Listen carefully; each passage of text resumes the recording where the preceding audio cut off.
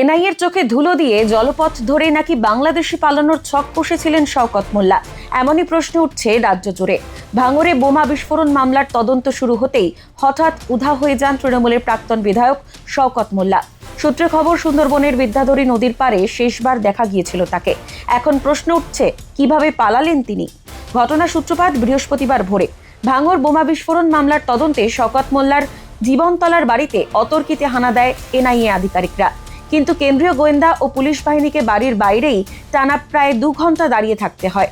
সূত্রের খবর, ঠিক এই সুযোগটিকেই কাজে লাগান প্রাক্তন বিধায়ক। গোয়েন্দাদের ঘরে ঢোকার আগেই বাড়ির পিছনের ভেড়ি আর জলপথের রাস্তা ব্যবহার করে গা ঢাকা দেন তিনি। দিনভর শওকত ও তার ছেলের একাধিক ঠিকানায় চিরুনি তল্লাশি চালালেও দেখা মেলেনি শওকত মোল্লার। কিন্তু দুপুরের পরেই ঘটে এক নাটকীয় মোড়। স্থানীয় সূত্রে দাবি, বৃহস্পতিবার দুপুর 2:30 নাগাদ সুন্দরবনের চুনাখালী এলাকায় 2টি বাইকে 4 জনকে যেতে দেখা যায়। হেলমেট পরে একটি বাইকের পিছনে কোলে ব্যাগ নিয়ে বসেছিলেন স্বয়ং শওকত মোল্লা। কিন্তু স্থানীয়রা চিনে ফেলে চিৎকার শুরু করতেই বাইক ঘুরিয়ে চম্পট দেন তারা। তদন্তকারীদের অনুমান, বিদ্যাধরী নদী পার করে ওপারে শ্বশুরবাড়ির দিক দিয়ে বাংলাদেশে পালানোর বড়সড় পরিকল্পনা করেছিলেন শওকত। পরিস্থিতি সামাল দিতে ইতিমধ্যে বিএসএফ কেও সতর্ক করেছে এনআইএ। আগামী 8ই জুন তাকে হাজিরা দেওয়ার জন্য সমন পাঠানো হয়েছে।